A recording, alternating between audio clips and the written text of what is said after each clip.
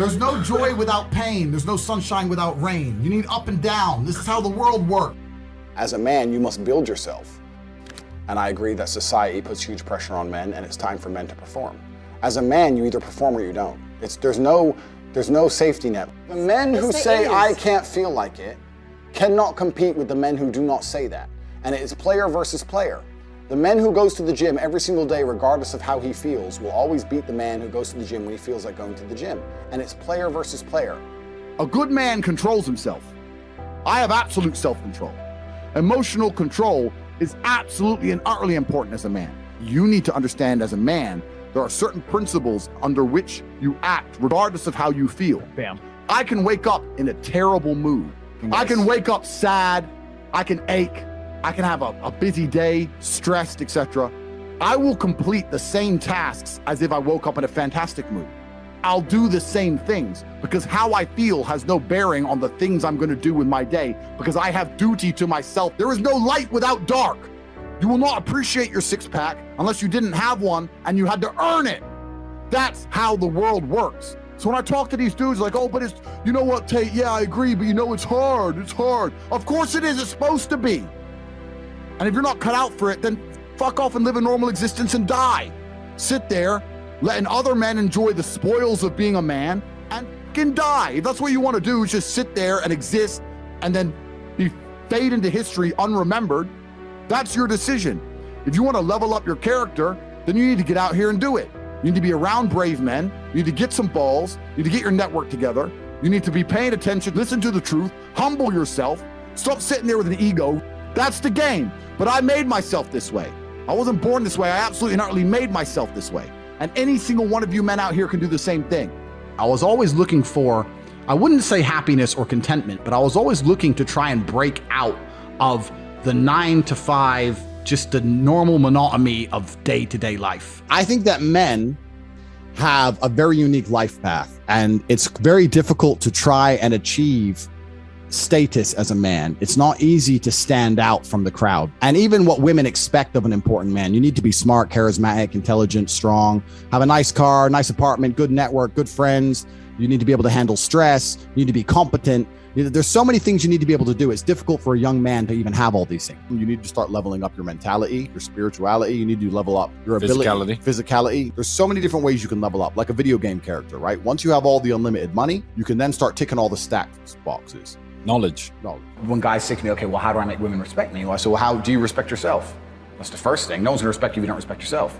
Do other men respect you? Like, how do you act in a way that commands respect from anybody? I say, look, if you focus on yourself and make yourself being who you are and being a high value male, women will detect it and it won't be so difficult for you. You have to respect yourself first. And how does a woman respect a man? When she sees that he respects himself and other men respect. You need to understand that the world you live in as a man, in my personal view, has been very purposefully constructed. And it's been constructed in a way to destroy your masculine power. And the future of the world, especially in the West, is a further encroachment on your sovereign ability, your sovereign thoughts, your base instincts, the things that make you happy. Absolutely nobody is concerned with male happiness on any level. They don't want you to be happy. They want you to be miserable, a miserable slave in a tax bracket. And you have to understand this. And the only way you can combat against it is to take significant action. You have to take significant action. You have to use the internet. It's the tool they're using. The internet is the tool they're using to brainwash the masses. You need to combat it and use their own tool against them to seek out the kind of information, knowledge, and friends that you need to have around you. You are going to be the sum of the 5 people you spend the most time with. So that if everyone understands that, as an intelligent person, you're going to be extremely careful and you're going to curate heavily the 5 people you hang around with. So you need to be aware of what's happening around you, and you need to curate for yourself a social network of people who understand that and are doing their best to combat that. That is the most basic imperative of the masculine frame, which has been destroyed in real time. They are trying to convince you that you should act how you feel. You should show more of your feelings. If you feel this way, you should show it. If you want to cry, cry. Look, I have no problem with guys crying. What I'm saying is the reason they're trying to bring out emotionality in you is most of the time you don't feel like doing the things you're supposed to do. But the true masculine frame throughout history was doing the things they didn't want to do, but they knew they had to do because they had honor and duty. When you remove self-control from men, not only do you get emasculated weak men, but what you also get is very dangerous men. There are actually far less genuinely high value men than there are pretty girls. You can go to any club in any country in the world. I've been to 72 countries. You can go to any club in any country in the world and see pretty girls. If you're gonna find a young, in shape, smart, tall, intelligent, rich man, it's extremely difficult to find. And that man has options. He has more options than a beautiful girl. And I'll tell you something. There's always been a large proportion of men in the world who made the choice to stay where they are. And life for them wasn't that bad.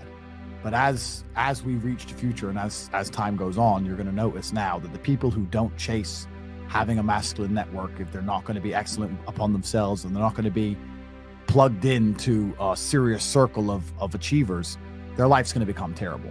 You could just be a normal dude and your life really wasn't that bad. But now we live in a situation where you just can't just be a normal dude anymore. Being a normal dude is no longer an option. So as a man, you have to be doing something to try and improve your status. There's lots of different ways to do it, right? But if you're a man with truly no status in society, now it's hard. Yeah. It's really hard. So you have to understand that as a man, you got to gear your life in a certain way. One of the easiest ways to get status is who you know, right? A lot of it's networking, and if you know the right people, you can get some status, at least off of them, to some degree. Every single man on earth with enough work can become one.